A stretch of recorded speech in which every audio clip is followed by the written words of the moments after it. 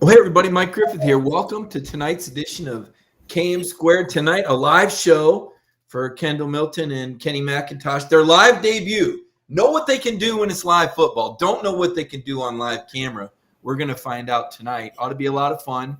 And, guys, I know that it was a long fall camp. Kirby called it the end of fall camp with that second scrimmage. I know there's still more preparation and a long football season ahead.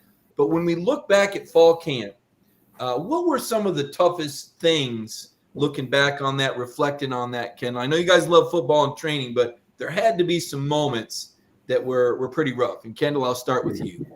I would say it's just those moments when everybody's tired, everybody's mentally drained and exhausted, but we still gotta dig deep within ourselves and find those extra things to keep us pushing forward every day. And I feel like it's those things that make us stronger as a team and help us in tough times when we get on the field and things like that. Give me one.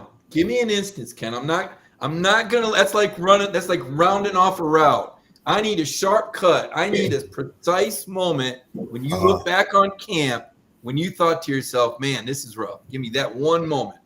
I mean, it's just waking up every morning, and you have to wake up at 6:30, 6:45 every morning. And you're like, okay, we have to do this all day again, and I'm not getting back to my room till 9:30 that night. But it's like you just got to talk yourself into doing it, and it's that constant little thought process going every night that it makes camp tough. All right, Kenny, how about for you? Do you have a moment of fall camp when things got tough? Tougher. Definitely, I agree with Kendall on the waking up part. Really, the hotel bed is really like it get harder about it as kept going on. So like, it's really getting up out of the bed in the morning and then really going to go eat breakfast on the consistent time days throughout the 2 weeks you're there. So, yeah, just getting out of bed would be the toughest thing. Waking up early in the morning every day of the week and just it's like really get enough time to sleep for me. That's what probably the hardest thing for me. So it's just a matter of getting up and getting going. Okay, well, I want to ask you this because they put out a video of you guys running the stadium stairs. I know after the games when I have to climb back up the stadium steps, I get tired just walking them. It looked like you guys were running them. I mean, was it one time up and one time down, or was it multiple trips? What was the deal that day? Well, that day it was kind of a deal where we ran from the weight room to the stadium. And then we ran, I think it was 15, 16 stadiums, going up. And it was just that day was just like a mental toughness type of day because everybody's legs are tired. Everybody's been lifting all week and everything. And it's just finding that mental toughness after running all the way to the stadium and running all those stadiums. That's the, main objective. It definitely with the strain, that really was the toughest part, just the strain throughout the whole workout we did because the stadium was the last thing we did. So like getting through the workouts and then be able to push through those 15 stadiums, that's really just a mental thing, like you said, so that the team can be stronger. It only made us stronger that day. So I agree. Did you know how many times like you were going to have to do them? Did they tell you, guys, we got 15 stadiums, or they just make you run and you don't know when it's going to end? They told us the beginning. They told us how many we was gonna run. So they gave us a little, area to see where we was going. Kendall, were there any surprises? Was there any surprise conditioning? We've seen Coach Sinclair do these videos, crazy videos with just every kind of apparatus to get a good workout in. Are there any surprise workouts you guys had this fall or even in the off season, voluntary conditioning that stand out? To be honest, no, because I feel like the only real surprises come when you first get to Georgia as a freshman and your first experience in those conditioning workouts. So I feel like once you get a few months in the system and you get a kind of handle of how things work, really there is no every day is a hard day. That's how it is, to be honest. So you know what I mean. There's really no surprises at this point. Kendall mentioned when you first get to Georgia, Kenny, and I know you've been here a year longer than Kendall. Was there a welcome to Georgia moment? I know they have these drills, and we don't see a lot of one-on-one hitting drills, but, they used to put out these videos where it looked like you had a blocker and a runner and a linebacker on the other side. Was there a Was there a welcome to Georgia moment for you in a drill or in a scrimmage where you remember one of the older guys maybe introducing you to Georgia football? I wouldn't say welcoming me into Georgia. Not really. I can't think of an experience, but just coming to Georgia, entering to that next level. You have to have a mindset on like, this is what we came to do. This is what this is what we want to do for the rest of our life. So this is what I want to do, and this is what I know I want to do for the rest of my life. I'm, coming and giving it my all every day, every chance I can. So out in practice, I'm out there, competing with the best at Georgia. You know what I'm saying? So like, it's not really a welcome. I just knew what I was coming to do, and I knew I can do it. I knew I can compete with these guys. So I can't think of a welcoming call that I had here. So. How about for you, Kendall? I know you had a hamstring at some point. Of course, you were at a big disadvantage that you didn't get to go through spring, and you guys didn't have the typical off-season conditioning that you would have had. But do you remember any of the drills or any of the veteran linebackers coming up in scrimmage and delivering a shot? For me, I would say coming in, it was just those workouts like we mentioned before. The team run workouts, like those are no joke when you have called curves, where you're basically running all the way around the field, like really a full sprint, and you're doing like 15 of those, or we're doing boxes or stations. It's those winter workouts because that's really when you really have to push yourself. They're really testing you mentally. That's really what it is. They're testing how strong you are mentally, how much you're able to push through. So those are probably like the hardest moments coming in and, coming in from high school, just doing those workouts. Did you say curves? Yeah, curves. Like we started like the 10-yard line, and then they have like cones set up to where it's like almost like a track, and it's going to the goal line, and it's basically looping around like a half track, and it's basically a full sprint from the 10 going around and then coming back towards the other 10 like a little U. Does it get? And I guess I just kind of wonder. Is it competitive? I mean, are there guys that always try to win it, or is that kind of what keeps you going, or is it just kind of you try to stay in the middle somewhere and don't finish last, or what is that like? I'm trying to envision all these great football players out there. I can't imagine anybody wants to be last. Enough. It really is. They set it up to where it's almost you're running with your position group. So, you compete with your position group every day in practice, every day in the weight room. So it's just another part of competition. Everybody looks at it as, we're just pushing each other to get better. So it's competition at the end of the day. And how did you handle that, Kenny? I mean, I got to believe coming from a household with other football players, you're nothing new to competition. I mean, is that something that motivated you, that competition against the other backs? And I mean, is there a guy that wins every single one, or is it pretty much whoever has the best day? Definitely.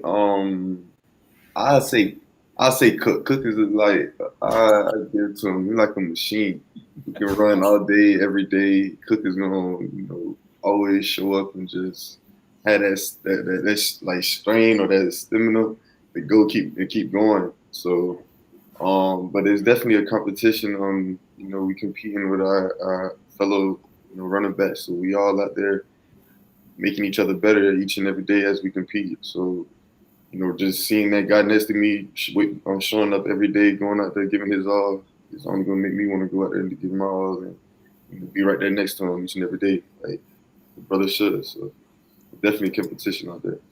I see, Kendall, your dad, Chris, has weighed in. He wants to know what the 19-year-old version of you would tell the 9-year-old version of you while you were on the youth field.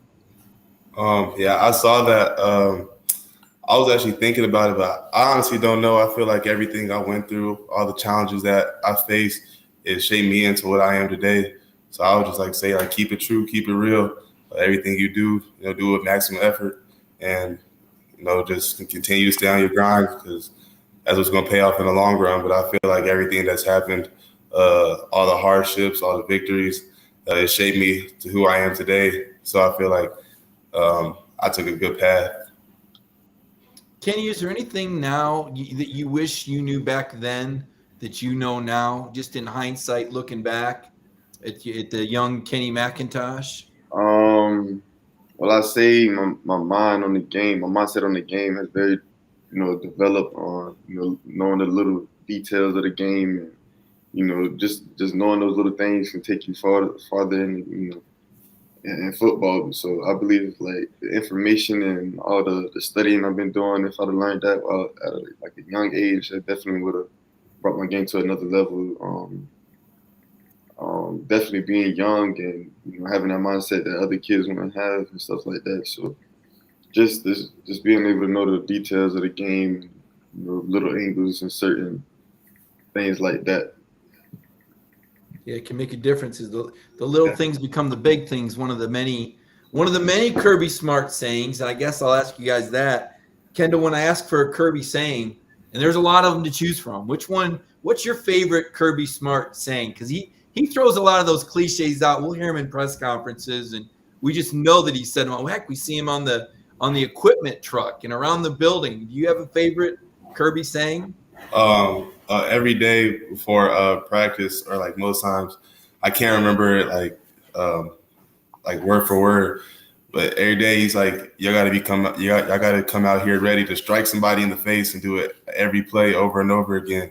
And that's probably my favorite one that he says. He says that all the time. He's always talking about striking another man, and that's my favorite one.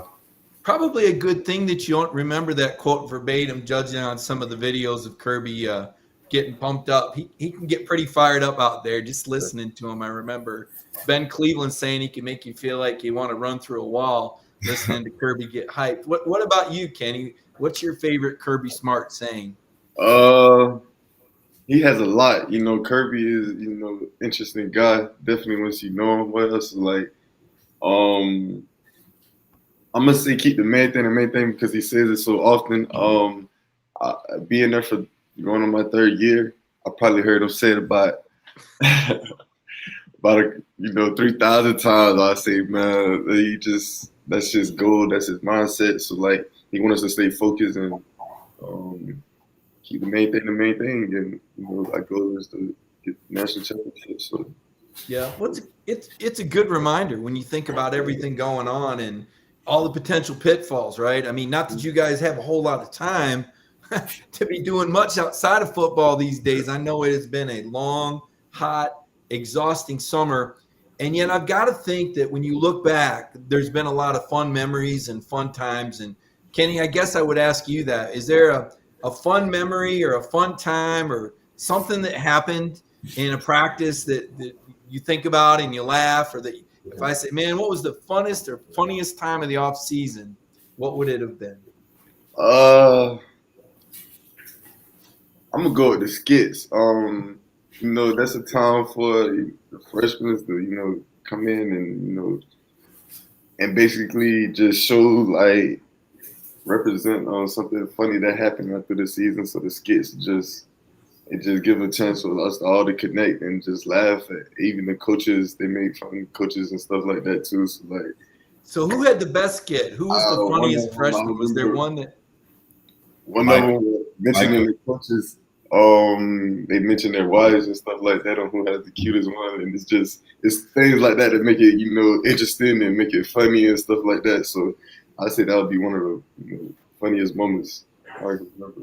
Kendall, you had someone jump out at you thought was pretty funny? Oh yeah, Micah, because Micah's group they started off a little shaky, it was really getting laughs, but Micah took over the mic and he just started roasting everybody in the crowd, and he really took over. And that was by far the funniest one to me. And when do they do that? Is that when the freshmen first get here? No, not when the end account, because they gotta have time to be around the team and get to know us and really understand us, what I'm saying, to fit in. So at the end account.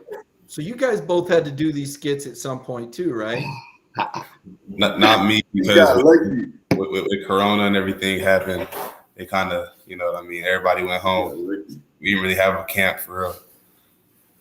Kenny, what happened on yours? You're saying he got lucky. This doesn't sound like it's a whole lot of fun to put yourself out there in front of the team. Huh? I say when you're a freshman, you don't really think it. It's kind of harder then. But I did like lookalikes on like people on the team, so we had different pictures on and showing people who they look like and stuff like that, and they thought it was funny. So I think my group did a good job that year. So I saw a video, and we asked Kirby about it Saturday.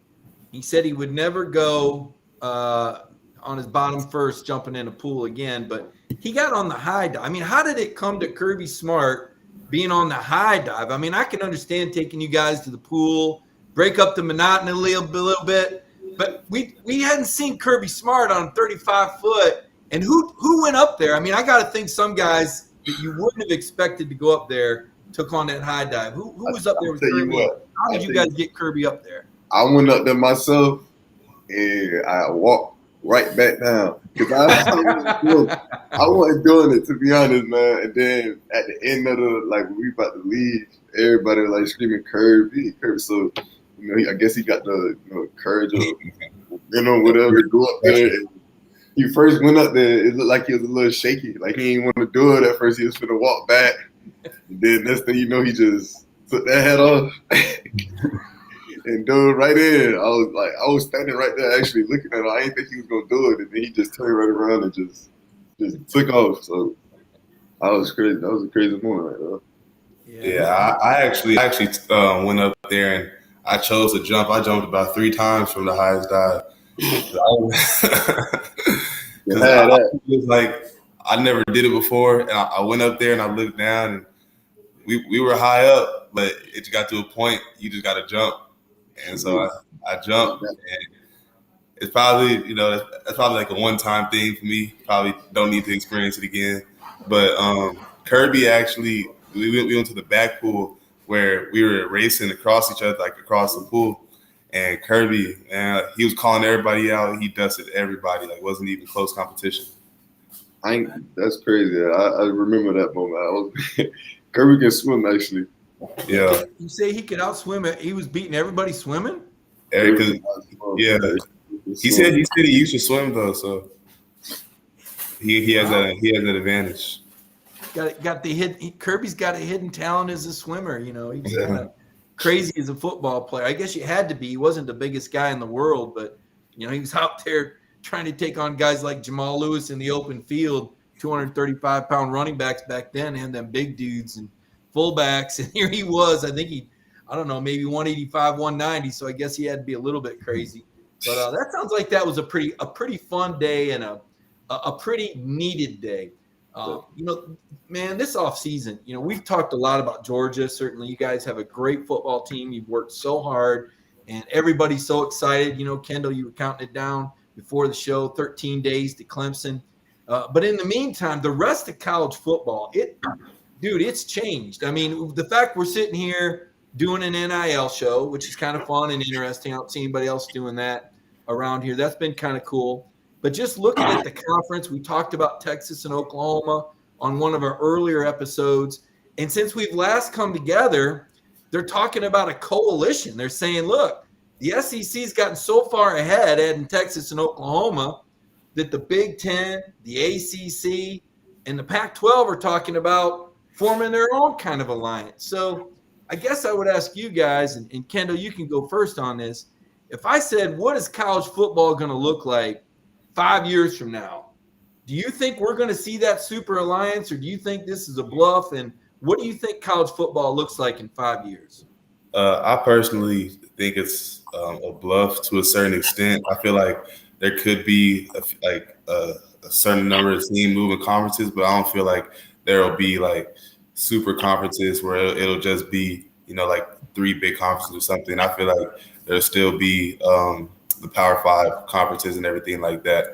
But I can see like the bigger schools in each conference, how Oklahoma and Texas decided they're going to move to the SEC. I can see the bigger schools of the Pac-12 and the bigger schools of the Big Ten or whatever moving, or the ACC moving to different conferences with, teams that have more skill power like the SEC. Kenny, your thoughts on the future of college football? Like you said, I think it's kind of not sure because like I don't think they're gonna be like you said, the three divisions or conferences where all the big teams gather up together. And but I can see Oklahoma and like Texas join the SEC in 5 years. That'll be interesting. Just to have those other two in this conference, the other two great teams to come in this conference to compete at another high level. Because I know there's a lot of rumors out about like the Pac-10, Big 12, stuff like that. How the competition kind of throughout the season can be a little downplayed compared to the SEC. So just having those teams in our conference would be like, not really a blessing, but like I'd say more interesting for the fans because like the 15 game season, better competition. Why wouldn't people want to see that? But as far as the other teams gathering up and and all in forming one conference, I don't think that'll happen. To be honest, that don't make sense. I see one of our viewers, Watson Clark, had a question a minute ago.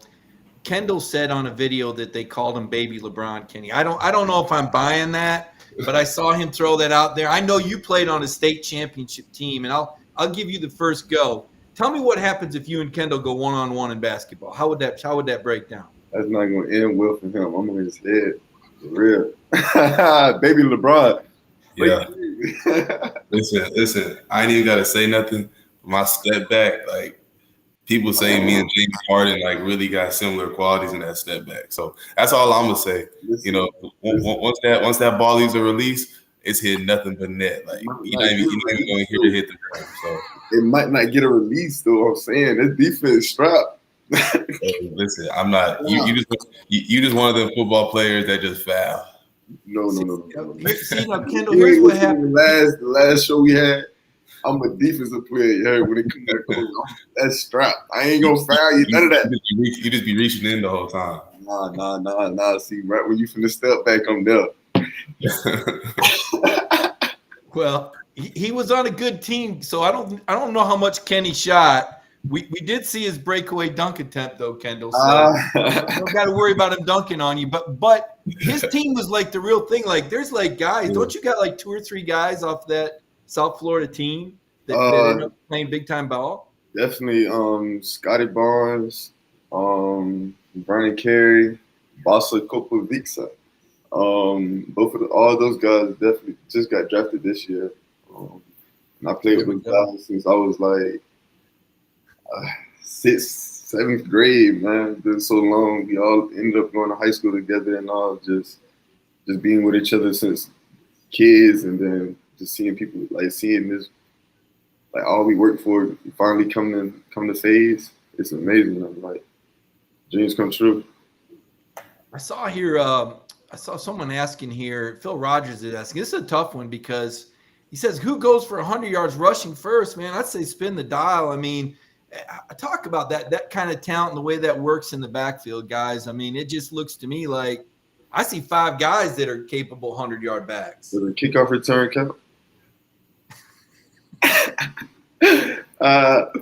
If that counts, then I'm gonna say me because starting to getting that first kickoff, and, God, if we do get the first kickoff or second kickoff, I'm hoping to do what I have to do out there and make the right reads. So number 2 in the nation when you got injured last year, Kenny. You were killing it on those kick returns. Kendall, did you ever play in the return game? On kickoff? Kick or punt?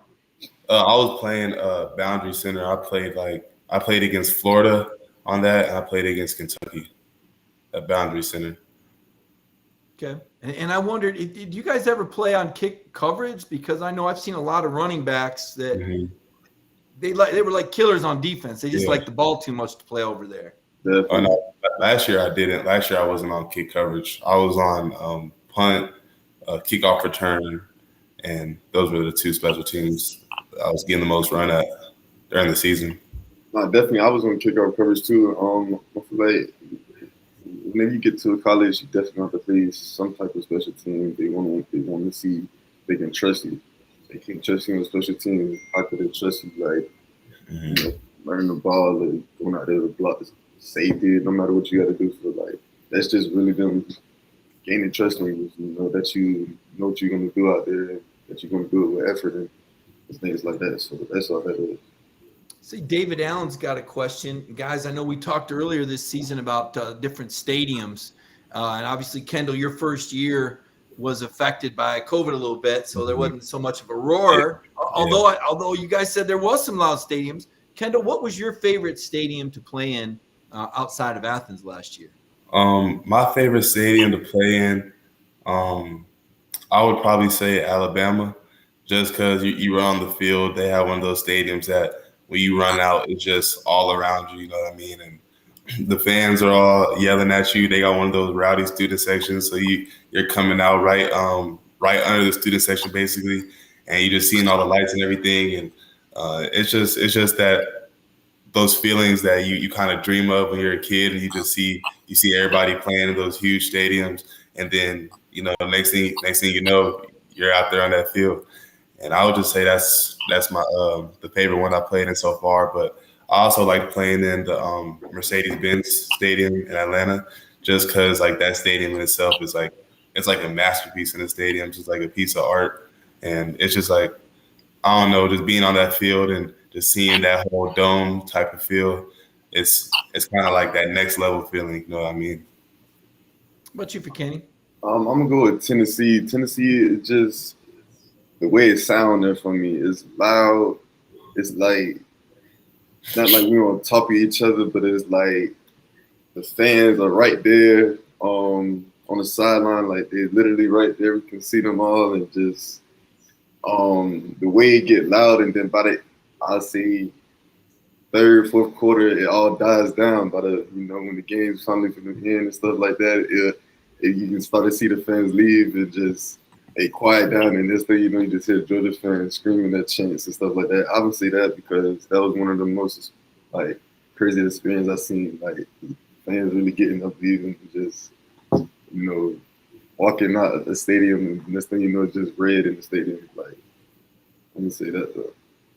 I see CB has a question about Kirby. We talked about Kirby a little bit earlier and how crazy he can get off the high dive. But as far as being different from other coaches, obviously you guys both chose Georgia, highly recruited players, could have gone anywhere. Kirby certainly a part of that decision. What do you think makes Kirby so effective? I think he's, I want to say 4-0 against top 10 teams outside of the conference. I believe he's 6-3 against top 10 SEC teams, not named Alabama. You guys might want to do something about that this year. But what is it about Kirby Smart that's made him so successful, in your opinions? For me to start it off, I feel like it's the vibe that comes off of him when you know that he has a true passion for the school and the football team, because he actually, he played here and he had a very good career here, and he lets us know a lot of times in practice that the reason why he is how he is on us, coaches us so hard, is because he sees himself within us. He went through everything we went through, and he's basically been in our shoes, so he knows the experiences we're going through. So that it's coming from a good place when he's coaching you hard, and he's on you. He's just trying to get the best out of you.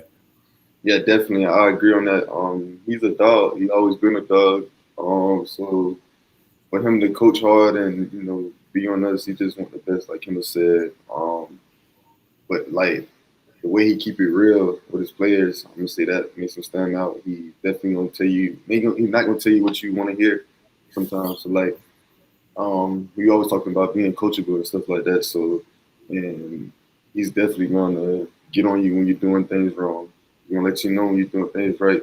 But like when he's going you, when you're doing things wrong, he's definitely gonna let you know, let everybody know. So, that at that point you just got to be able to man up and take it on the chin and just let it keep going and don't really think about it. There's not many coaches that can say they were all SEC like Kirby was. Does that make the fact that he's walked in the shoes? Does that make a difference when things are going tough? Do you kind of remind yourself that, man, this guy's been here. He bleeds the same red and black I do. Yeah, definitely. Like I said, he was a dog at one point. Like he still is. Like to this day, he still is a dog. Like I'll say he just Kirby's an interesting guy, man. Yeah. Kirby's just interesting.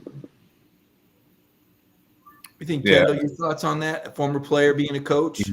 Yeah, I would say definitely because, like I said before, he's been in those close games. He's been in those hard times on the field, so he knows what it's like to be in the positions that we're in. So, but also another thing is us as a team, the connection that we built during the offseason and everything, and the things that we emphasize, such as knowing each other's why and knowing just kind of getting closer to your brother. Those are things that when you look at the person next to you, you know their why, you know what they do it for. They know what you do it for. So it's kind of like y'all both push each other. And you're like, come on, bro, like it's bigger than those type of things. So I would say the combination of those two things is great. Travis Billman has a question for you, Kenny. And I'm gonna twist this up a little bit, Kenny. I want you to tell me who you think your game compares to, and then tell me who you think Kendall's game compares to.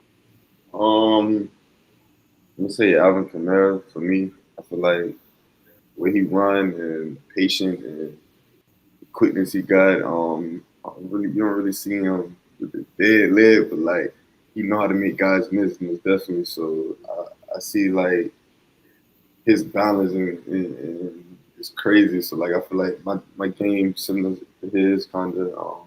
And for Kendall, I'm gonna go with Nick Chubb, to be honest. The way he can bounce off tackles and gain speed as longer he runs. You know what I'm saying? Like he gonna pick up speed the longer he runs down the field. So like, and how strong he is to bounce out, definitely bounce off those tackles. So like, he remind me of Nick Chubb.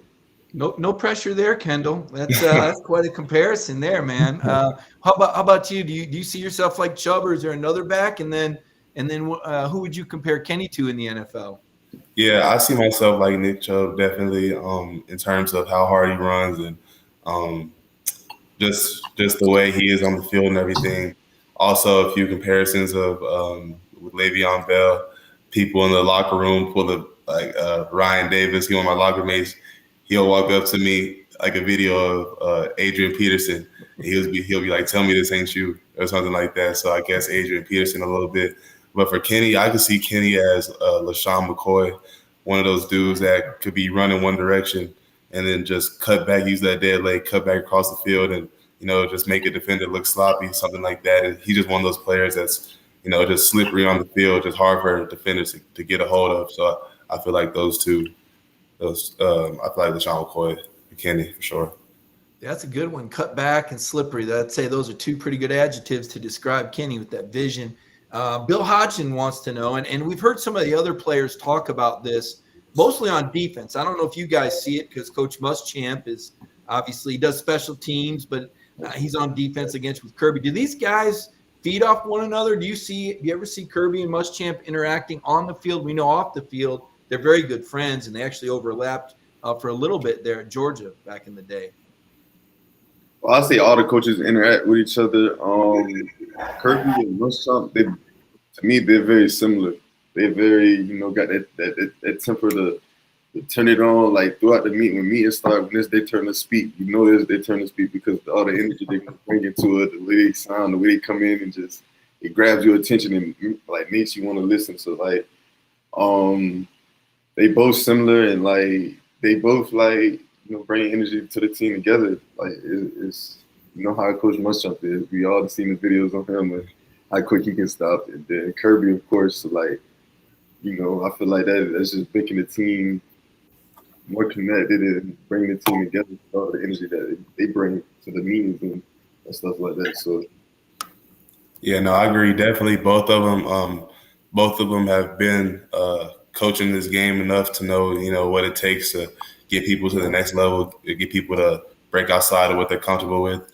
And I feel like really every like great coach, I feel like just has that energy, just has that presence around them when they walk in the room, and you just want to hear what they say. You just want to hear, absorb the knowledge that they're given. I think we lost Kendall there. I think he might have dropped off there. Kenny, here's one from Rob Brzee. First person in the gym, last to leave. I've got a couple of suspicions based on what I've heard in some of the interviews. Anybody stand out to you as a workout warrior? I know you all are workout warriors, but is there anybody that never seems to leave that building? Chaz is one of those guys that he's gonna be there at 7 in the morning with his playbook.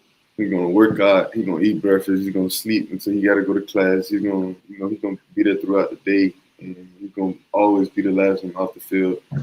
After practice, we can have a long practice, no matter. For instance, running the stadiums, we probably rent them stadiums, and he's still out there on the field after we're done. Getting back to the locker room or something like that. He's probably doing a little hand movement, hand placement, stuff like that. Just he just put in the extra time that's needed for him to.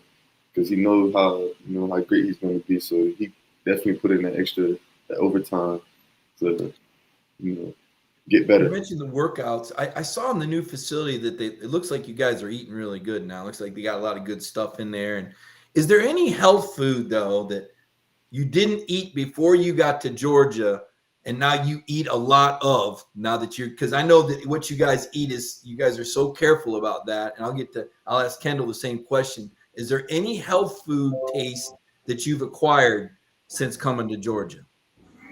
Any like Southern food type? No health food, like this is you eat it because you know it's good for you. But you didn't eat it before, but now since you've been at Georgia, this is like a go-to, got to eat it, good for you meal. Asparagus, I'm gonna say for me, just adding that green into my diet, was something different than broccoli, because I grew up eating broccoli like that, but having that asparagus here just really changed my perspective on like adding those more vegetables into my diet. So this seed definitely got me right on that.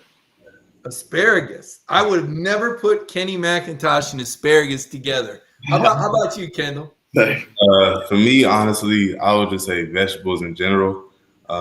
I'm not really a vegetables type person. Like Miss Collier will tell you, my whole freshman year, you would not see any greens on my plate or nothing like that. But I felt like as I just got older, and you just realize you just got to do things that are going to help you be able to do the best at what you do. So I'll have her slip some spinach in the smoothies or something, or spinach in the omelet. So it's like one of those things. I like spinach because spinach is one of those things that you don't really taste it. Like it's there, but you don't really taste it at all. So spinach has been my go-to for vegetables, but just vegetables in general. But when I came into college, I just kind of got an acquired taste, and now I'll eat like broccoli or asparagus or stuff like that. But there's still a few ones that are off limits though, like cauliflower. I won't touch cauliflower. Peas, not eating peas. It's a few things that it's still off limits for me. So I see that C-Bill's got another question here. Athens is pretty well known for a lot of great places to eat. I know you guys eat the majority of your meals there in that incredibly decorative and functional new building. But what about favorite restaurants outside of the football building? You guys got any spots that you like to frequent? Actually, I just came from Longhorns today. Longhorns is definitely like top steakhouse where it is to me. Just I can switch it up anytime I want when I get there. So what's your order, Kenny? What's your order at Longhorn? You got to get the ribeye steak. Well done. You got to put the crab top. You got to ask them because it's not on the menu. You got to ask them for the crab top and no top. You got blue cheese on that steak? Oh no. Oh no. That's for him. But you gotta have the crab topping on the top with the loaded mashed potatoes with the macaroni and cheese, and that's what I had today. But yeah, definitely that's one of the top steakhouses. I'm gonna tell you the real order for Longhorns. That's my favorite place. Oh, Lord. You get you a nice ribeye, right? A nice ribeye. You have them cook it medium well. I don't know what he was talking about, but medium well. That's not bad. Look, I do medium well too, so that's not bad. Go ahead. Medium well. Then you ask him to bake a nice layer of blue cheese on the top. Not too much, but not too little. Just nice, good layer of blue cheese on the top. And then you get the macaroni and cheese on the side. And then you put some asparagus. And you top it off with strawberry lemonade. And you're going to have yourself a great night right there. You lost me with the blue cheese, man. You got no A1 sauce on them? I will not eat A1 sauce. Yeah, I'm not gonna lie, you don't need it there. You don't need it there. But the day I was feeling a little bougie, I had a little, a little A1 sauce. You put the blue cheese on the steak, you gonna reach new heights in life. I promise you. I don't want to ever reach those heights. He still hasn't got you to try the blue cheese yet, Kenny. He's gonna get you to try it. Sooner or later, you got to try it. Man. I don't know if it'll be good, but you got to try it. He ain't gonna let go of the blue cheese. He ain't gonna let go of the blue cheese. I told you guys before the show, I did want to do something a little different. And Kendall, I want you to have two open shots at Kenny. I want you to take turns. You get 2 questions for Kenny. He's got to answer. He's got to answer these questions. So you get to dish out 2 questions for Kenny, and then he gets 2 questions for you. All right. So first question I'm gonna ask is, everybody has a reason for what they do every day. Everybody has something that pushes them when they get, let's say, hardest moments. So what's your why in life that keeps you going every day? That, times get tough that you fall back on. I'm gonna say my family. Just knowing that I have brothers that been in this level, and have went farther than this level. Just to be able to see them do it. That things get hard and times get hard. I think back and it's like, nah. I had brothers that went through it, so I know that I can get through it. It's not too. You can't.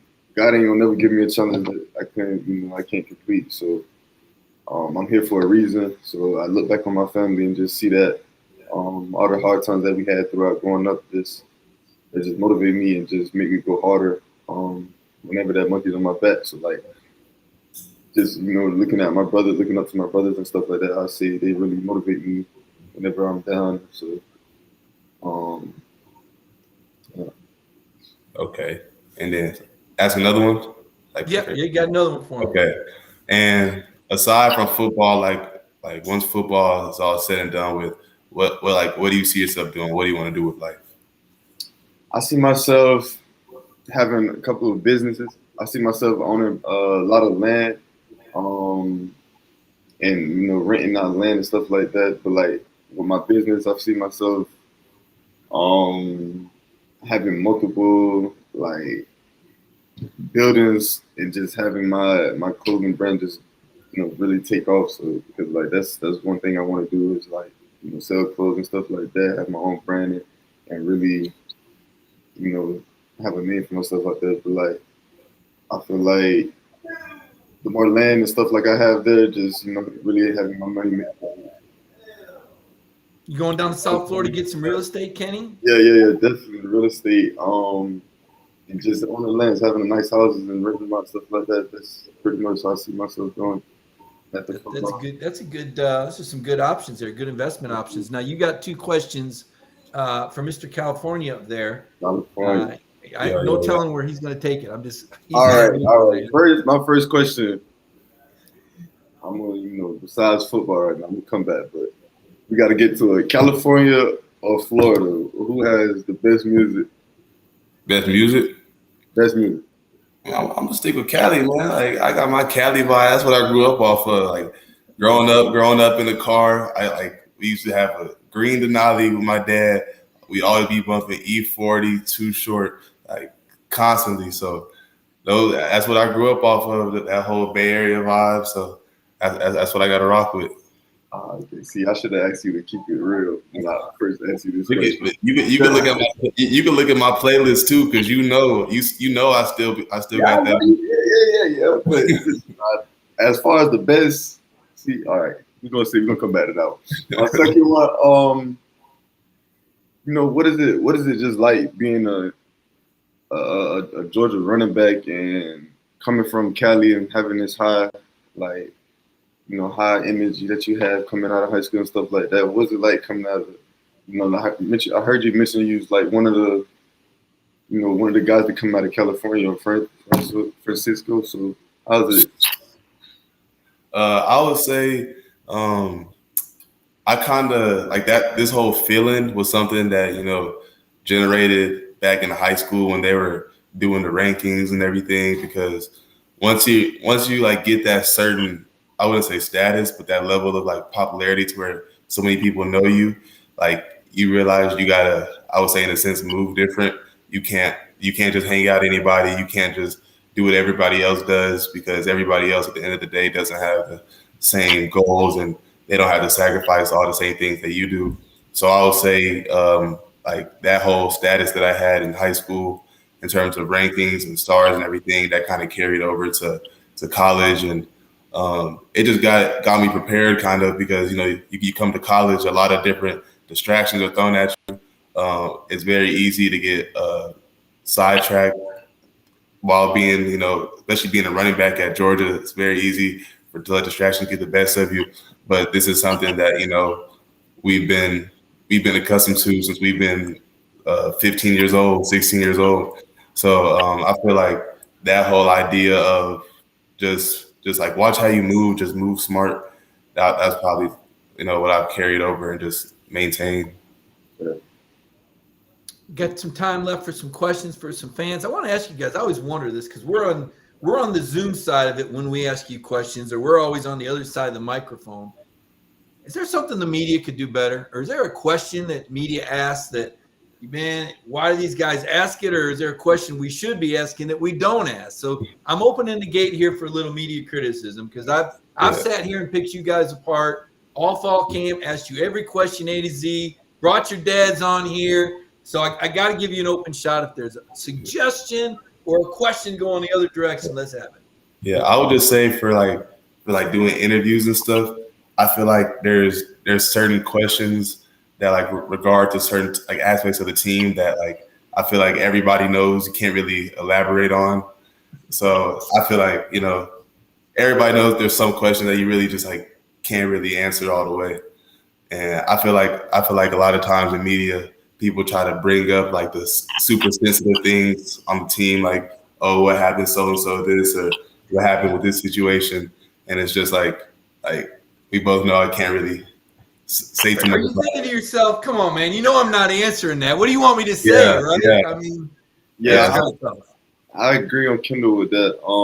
Just the media, I know they're trying to get information, and all that's good, but like they should know that players can't say certain things, and especially if a player's like hurt and they want to get all the details on it, like stuff like that. They wanted to get elaborate on it, stuff like that. When they know he can't, and they continue to ask that question, that's the thing that I don't really like when it comes to interviews and stuff like that. But like Nick Saban, for instance, when he had both his quarterbacks, they just wanted him to say something bad about one of them. Like that's just crazy, and he really. Nick Saban stood his gun and stuff like that. But just like that, for instance, that's just like weird. Yeah, you saw the way Maria Taylor handled Nick Saban that one time, though. He's losing his mind, and she's like, "Got it, coach. Let's move on." Like she was not back. Like to me, that was the Maria Taylor moment. I got to tell you. Yeah, I would say another thing is too, like a lot of times that I feel like has happened is when like you're doing like an interview or something, and like the questions are just geared towards trying to compare teammates, and they'll ask about a certain position or something, and it's like nobody wants to be in that position, because you say one wrong thing, like even though like you may not intend it to be wrong, but you say one wrong thing, and that initially just separates the team in a sense. And I feel like that's a question that most athletes feel uncomfortable, answering. Because, at the end of the day, we're all teammates. We're all in this grind together. We're all doing the same work every day. So nobody wants to, have to feel like they got to compare their teammates and stuff like that. Well, I can tell you guys handle those questions well. And sometimes the media ask questions that they know you can't answer because all the fans are saying, we want to know this. And we're like, okay, we're going to ask him. We're going to ask Kirby, but we already know what he's going to say. But if we don't ask him, then people say, you're not doing your job. But I think you guys both handled your interviews really well, and I've seen you both put on the spot with difficult questions. Really, everyone at Georgia does. And I think that's why when Kirby picks guys to go out there, it's kind of an honor because that's him saying, I know you can handle the moment. It is kind of interesting to see who he picks. I see that Tammy Callanan has a question about coming to Athens. What impressed you the most? Athens is a lot different than I've been both places. I've been to Fresno and I've been to Pompano Beach. It's a lot different than where y'all are from. Kendall, what struck you as interesting or attractive about Athens when you first got down here for a visit? I would say just the whole like energy of the fan base and everything. Because I took a visit during the Notre Dame game, and I grew up going to games in Cali and everything, and college football games in California, and the tailgates, they're cool and everything, and the energy outside the stadium. But you come to Athens 3 hours, 3, 4, 5 hours before kickoff, and it's just hundreds of thousands of people just tailgating. And these are people that really have a real passion for the dogs, and just like the way that they look at football, like they say, football in the South is like almost like a religion. And that was probably the biggest thing that impressed me, just going into the stadium and seeing the stadium sold out. Like that's something that I've never seen before in a big stadium like of this sort. So I feel like that was the biggest thing that impressed me. I'm going to have to agree on that because like Georgia fans travel, so then no matter where we at, they're gonna be there. We always gonna see that red. As soon as you get off that bus, like you said, they're gonna be tailgating 3, 4 hours before the game. Just families out there really just enjoying their time with dog jerseys on. It's just a great thing to see. Like it's really crazy how early they be out there and just tailgating before the game, before you even kick off. Like they have a late game and they still out there afternoon, just out there, the whole day waiting to kick off. It's really a fun experience. I see Chase Barbie's got a question and asking about favorite uniform. And I guess I got a question too on this. Does the uniform matter when a team's recruiting you? Does that matter? I mean, I know you guys, it's a bit, Kendall says no. Favorite uniforms and importance to uniform. Yeah, I don't feel like they really matter because end of the day, uniform's not going to be what gets you drafted. Uniform's not going to be what wins you games. Uniform's not going to be what gets you to your goal. So I feel like if you make your college decision based off of how am I going to look dress wise in the game, I feel like you kind of just setting yourself up for failure. You know what I mean? Because there's 1,000 more things that go into making your college decision, and I feel like uniforms is something that shouldn't even be on that criteria. You're telling me in Northern California that Oregon stuff never entered your mind and you never thought about it. Like growing up, of course, like you would see Oregon and everybody's like Oregon jerseys. Like it's crazy they had like a new uniform for every game, and then you take a visit to Oregon and you're in those uniforms, and it's crazy like being in that whole feeling. But in terms of what I wanted to get out of college, what I wanted to, how I wanted for college to set myself up for like after football, for how I want to be able to market myself, where I want to live, the type of things that I want to do. I just had to start looking at different places. I feel like, and like I said, uniforms didn't play a part in choosing that because I feel like Georgia is one of those schools that is like up until I feel like last year it's been one of those super traditional, just the red home or the white away, and once in every I'm messing my words up, but sometimes you would bring out the black jerseys, and I feel like uniforms like shouldn't play a part at all. Yeah, definitely. I don't think it should play a part. Like you said, there's a lot of things that go into picking a college. Uniforms. Of course, players look at uniforms to see how they look. When they go on those visits, they want to look good. All of that. That's all. That's cool. All that. But as far as going to that college, that shouldn't be the reason why or why not you didn't go to that college. But as far as for Georgia, the uniform, that don't really, play a part. Because we just know our job and what we have to do when we go out there. That we have to do our job at a high level and compete. So it don't matter what we in, we're gonna go out there at the end of the day and give it all. So Okay, so you're both. I got it. You're both businessmen. I get it. Yeah. Not all the uniform stuff, all the peripheral stuff. But which is your favorite uniform, Georgia uniform? And two, who's got the best uniform other than Georgia in college football? In your opinion, not that it matters, but just curiosity. Y'all said it pretty much. I mean, Oregon uniform is crazy. They go out there with a different jersey on every game. Like that explains itself right there. Like Kendall said, we're more traditional.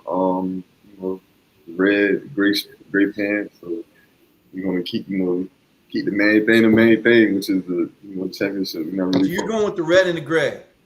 Huh? You're gonna go with the red and the gray for Georgia. That's your favorite Georgia uniform? My favorite. No, my favorite that all black. That all black. That that midnight black. That thing. That puts you in a whole different mode as soon as you step on the field. But that all black.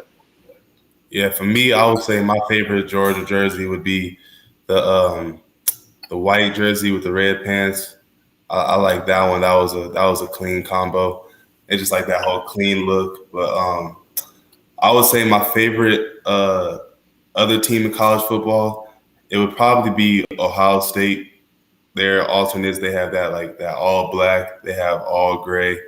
They have the red with the gray pants, and I just feel like they have some hard combos.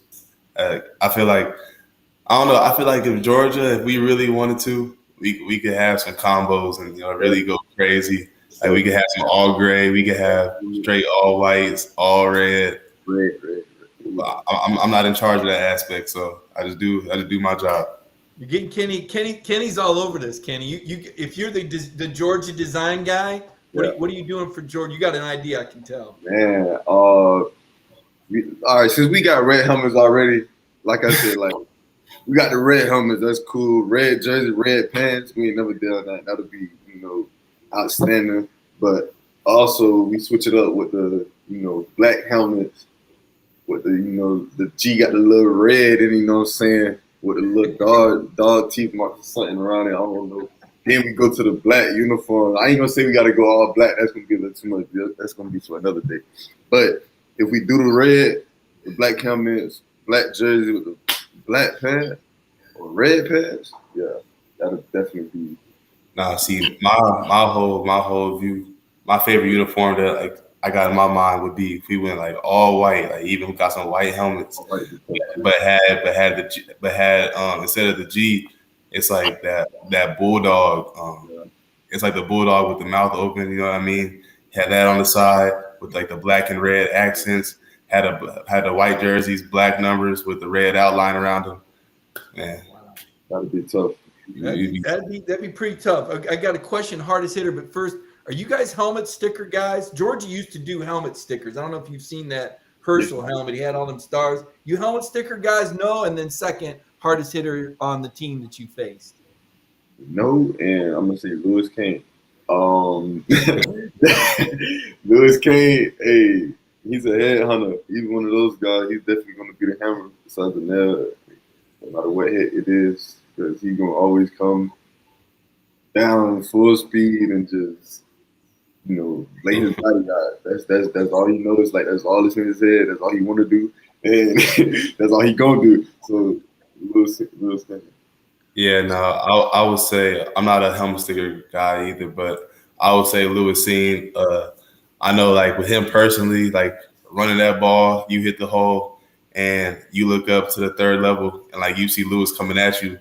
He's really one of those all gas, no brakes. He's coming at you full speed. And, if he gets a clean shot on you, just be ready because he's hitting. So I feel like Lewis Seen is probably the hardest hitter. Especially him being that safety, that downhill build up, he's coming at you fast. So is there no thud with Lewis Seen? Is his thud different than the other thud? Is he one of them guys they got to put, like you said, they got to remind to slow down? No, he's pretty good about it, to be honest. Every once in a while you got to remind him, but somebody like that, they just love the game. They just all they know is full speed. So it's hard to change that.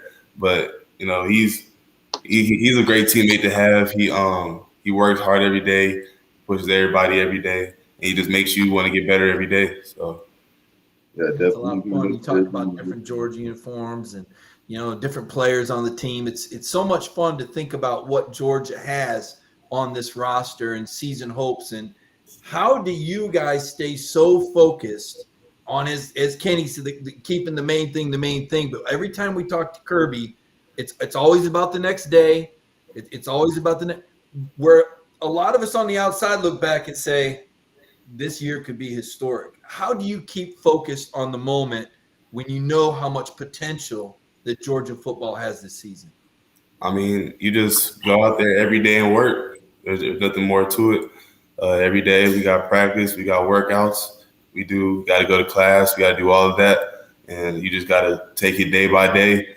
Can't really think too much about the future. Can't really think too much about everything that plays into it. Just do your job, do everything you have to do right now, because everything will play itself out in the end. That's how I feel about it. Back to the slogan for me: keep the main thing the main thing. Or be where even when you say be where your feet are. So the main thing for that day, what we focus on the offense, whatever we need to focus on, that's the thing we need to get better at, or individual wise on some techniques or whatever you need to get better at. That's really like what he meaning by saying that. So going by a day, you're not really looking 2 weeks ahead and like that. You're just looking at what you got going on today and what you need to get better at today. So that's the only way we can stay level-headed and not really worry about the future and what's going to happen. So it was great stuff, guys. Listen, we've had a lot of fun doing this show this fall. I know it was kind of a different idea that we came at you with. I'm glad both of you took part in it. I know now there's a lot of focus leading up to the Clemson game. Certainly, we don't want to get in between you guys and that focus and what's going to happen now that you're getting into the game plan. It was fortuitous for us that you had this Sunday off, and we appreciate you spending it with us. And I hope you guys have had a lot of fun doing this. I know it's been a great project for Dog Nation, and I hope the fans enjoyed it as well. So I look forward to seeing both of you in the Georgia interviews. I know you'll pop up occasionally. Certainly, I know everybody's looking forward to seeing you on the field as well. So for my producer, Connor Riley, and the Dog Nation team, I want to thank you guys, Kendall Milton and Kenny McIntosh, for this preseason special we've done, and wish you guys the best of luck. And we'll be seeing you on that Butts-Mehre Zoom monitor soon, I'm sure. Oh, yes, sir. Now, thank you for having us. Thank you for giving us the opportunity to, show a different side. Thank you for that. Appreciate you, Mike. Thank you. All right, guys. Have a good night. Thank you. And thank all of our viewers tonight. Hope you've enjoyed it. Great production from Connor Riley. Everybody, have a great week.